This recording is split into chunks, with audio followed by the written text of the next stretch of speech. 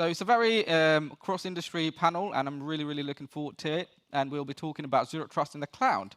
And the moderator of the panel is John from our partner company, SUSE. So I will just hand it over to you and fire away. Okay. Thank you very much, and good morning, everybody. So I'm just going to do a quick round of introductions so you get a feel for exactly who's here. So I'm John Shaw. I'm the VP of Sales and Security for SUSE NewVector. NewVector was a company that was acquired by SUSE around about 2 years ago, and we focus on container security solutions. So yeah, hi, I'm Pekka Kallionimi. I come from Tampere University. I'm a postdoctoral researcher focusing on human-technology interaction. So I study how us humans interact with technology and how it affects us. So it's basically state-of-the-art technologies combined with behavioral sciences. Hi, my name is Shamir Ahmed, and I'm an ethical hacker and a bug bounty hunter.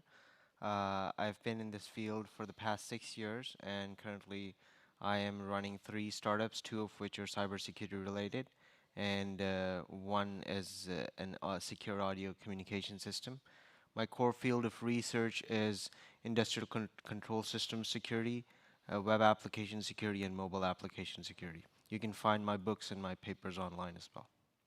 Thank you. Yes, good morning, everyone. I'm Patrick from Geneva, Switzerland.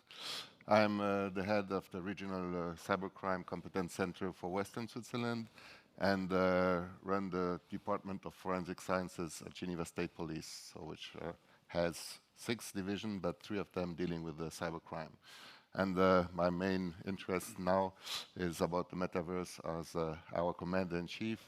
She put the metaverse in the new strategy 2030 and plus. And now I have to put this in music, so this will be the new challenges for me. Thank you very much. So hopefully everybody saw the update to this session. I hope nobody's in the audience here wanting to talk about security in smart cities, right? This session is around zero trust in the cloud. And what I see on a day-to-day basis is lots of organizations are now embracing the cloud. They're embracing containerization for application development. But one of the things that we need to focus on is how do we achieve zero trust when we're moving applications or the crown jewels from an organization into the cloud environment, whether that be public cloud, hybrid cloud, even perhaps private cloud. How do we ensure we have that zero trust, right? How do we understand who's got access to what, and how do we maintain the security policies that we perhaps had in the traditional data center environment when we had that perimeter that we managed? And I think one of the really interesting areas is sort of from a human point of view, right? Everybody's moving to the cloud because it's cheaper, faster, better. But how do you ensure that security is maintained? And what effect does that have from a human point of view? When we're moving into the cloud, what have you seen? So what I think companies need to consider is how much this kind of migration, what it requires from the employees. So it's kind of, if we employ zero trust environment, it also applies to the, in a way to the employees. So we have to find that balance between trust and also zero trust. So basically we have to trust our employees and they need to feel like they are trusted, but we still have to keep it secure and also we have to take into consideration that this kind of zero trust environment, it can put a lot of pressure also on the employee because you have to figure out a lot of user rights and so on, so who can access who, and it can make the employee feel like I'm not trusted inside the company itself. So this is also something that needs to be taken into consideration. And there's also this thing that doing all this takes resources away from the employee. So it's a lot of invested hours in getting access rights and so on, and it can cost money, basically. a lot of money. Absolutely, and I think having that employee trust is absolutely key. But as you said, we also need to ensure that we've got that zero trust and we're looking after the crown jewels that we're now putting into the cloud. One of the big areas that we see organizations focusing in on is looking at the vulnerability landscape, within these cloud environments. So, if you've got a zero trust and you've got vulnerability management going on, how do you manage that environment? How do you ensure that, the right people are getting in to perhaps remediate those vulnerabilities versus the bad people getting in to actually exploit those vulnerabilities? Yeah, John, that's a very interesting question that is not asked a lot. Let's look at the definition. What is zero trust? It means that no device should be trusted by default. At its core, this is the definition. So, if you take it from a technical perspective, it means that anyone can access their system from anywhere in the world, keeping that in mind that that particular device is not to be trusted, which means that you would have to virtually access that device somehow using session keys or tokens or any other protocols. Zero trust in itself as a protocol relies on the cloud to work.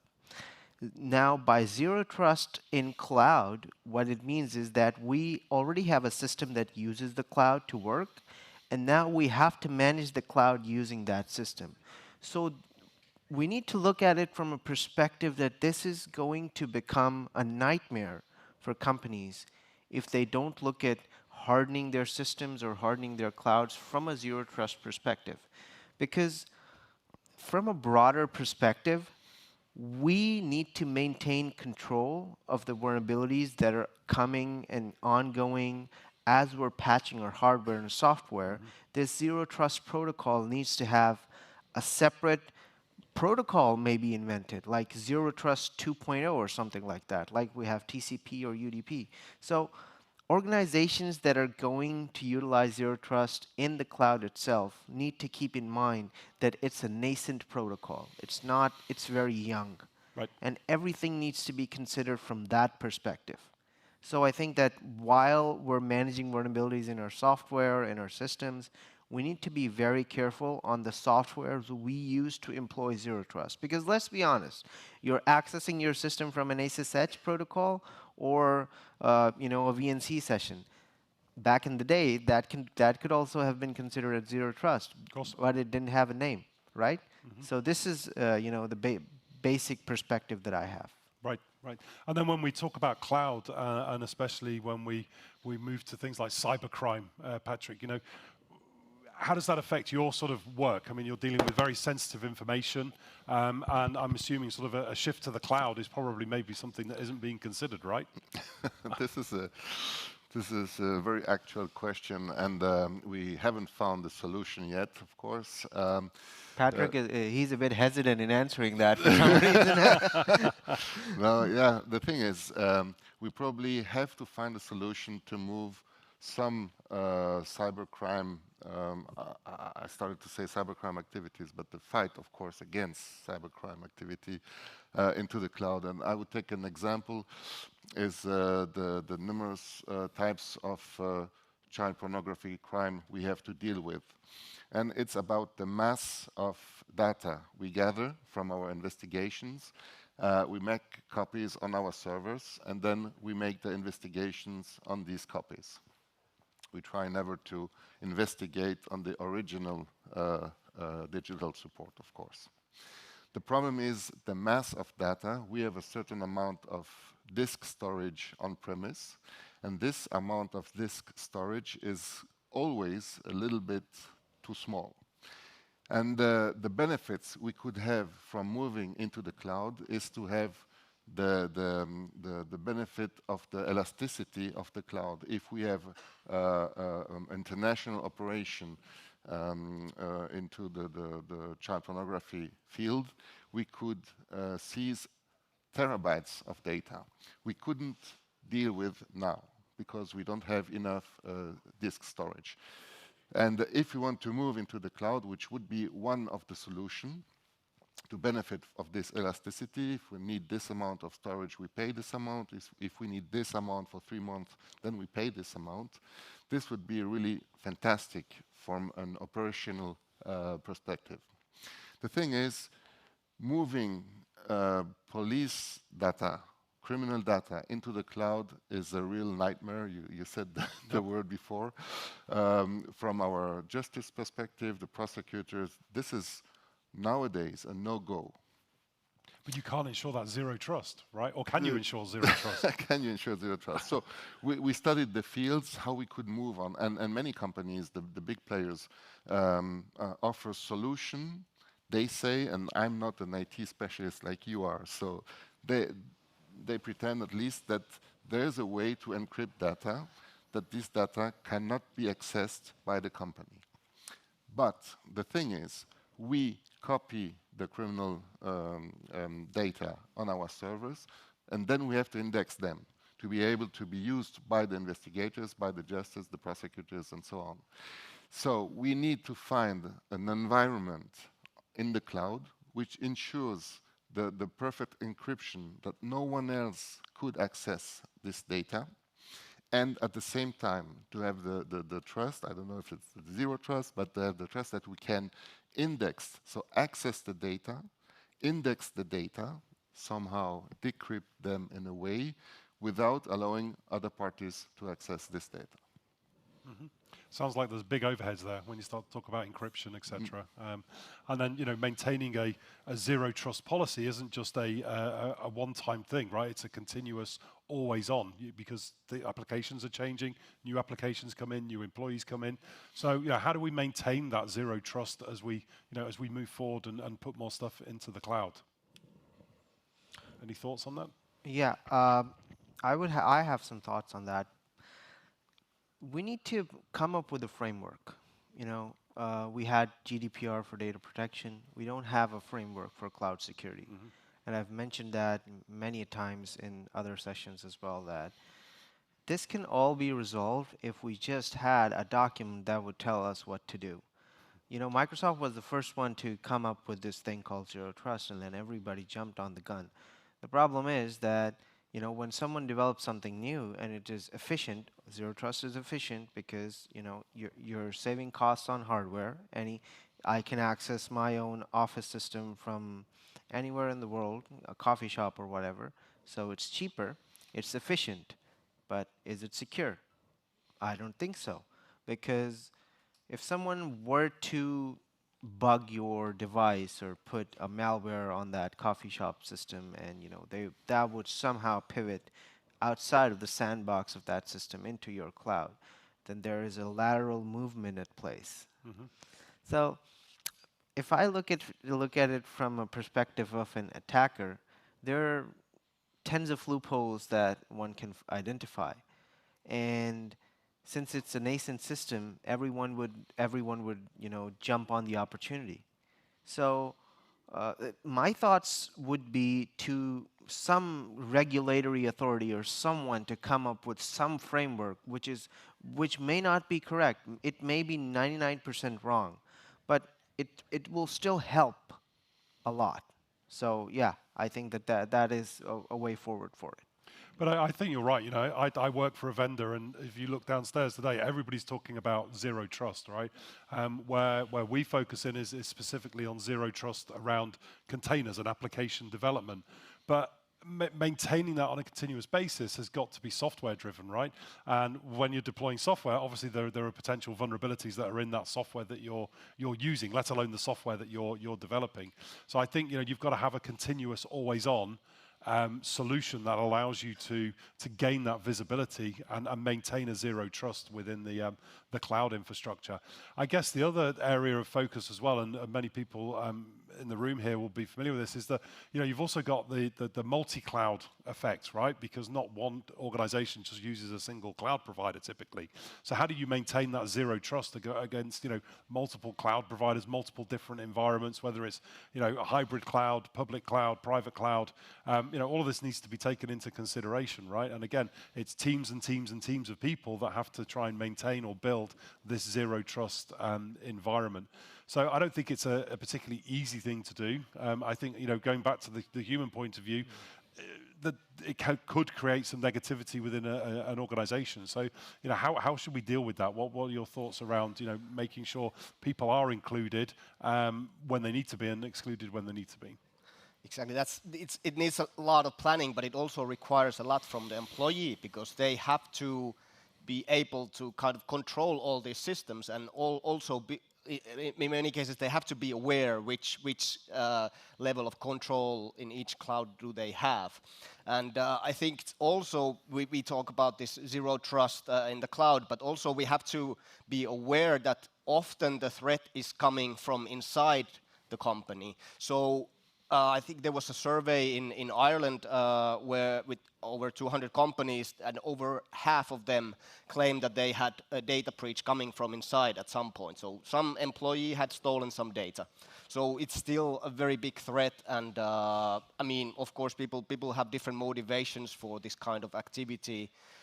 Which Brett Johnson in his keynote already brought up there. But I mean, there are many factors that come into play there. But I think the previous speech also on awareness was very valuable because it kind of brings the idea of appreciation of the employees in a way. So. As I said before, if they don't feel trusted inside the company, they might get this idea that this company is not for me. And one of the big motivators for any kind of data breach coming inside a company is motivated by revenge or this kind of bitterness, ego type of thing. So yeah, there's always this risk also. Absolutely, and I think you have to take the attitude of we're going to get hacked, right? Something bad is going to happen. The days have gone of we can protect everything and we can have zero trust in the data center, zero trust in the cloud, right? I think it's a given now that people expect to be hacked. And from a criminal point of view, right, the information that you're dealing with, the last thing you want is hackers getting into that environment. So you have to have an element of zero trust, right? It can't just all be around encryption. I'm sure you're monitoring employee access on a continuous basis. And ensuring that you do have effectively that zero trust around the data that you're having to deal with. Mm-hmm. This is absolutely correct, and we indeed now monitor the access of the data. But this is such a specific field. The cybercrime, not the investigation, but the forensics, who are dealing with all the data. They are such specialists that we expect from them to be aware of the challenges, but even then we monitor the activities and the access, which is quite new. It wasn't the case just a couple of years ago, but we are in an environment now we have to be able to justify when something comes out. Right. Of but then also environment. in international cases as well, right? That becomes even more difficult, right? This is absolutely true. We have also more and more international operations working with other countries, other law enforcement agencies, and we have to be compliant and to work in an environment who can assure that the data won't be accessible to third parties from police. And this, we hope to be able to do this for now. Right. But we are also under attack, so attackers are trying to get in. We know this as well. So it's a challenge. But as you said, you spoke about legal framework as well. And at the police, police and governments, at least at Geneva, what I know, they're very, they don't like to give information to the outside. So it's a really change of mindset to have a legal framework to work with this environment. So, sorry if you were going to say something. So what you're trying to say is that it will be a challenge in itself to convince law enforcement to move towards zero trust in the cloud? Absolutely. Yeah, That's exactly that. I thought so because, they're already very secluded in their own sort of world. They don't want anything from outside coming in, and when you deploy this zero trust protocol, you're telling them, okay, you can access your systems from anywhere in the world. That's just one part of it, but still. So it's interesting that so this means that the hardest place to employ zero trust or to deploy zero trust in the cloud would be law enforcement. Yeah, probably.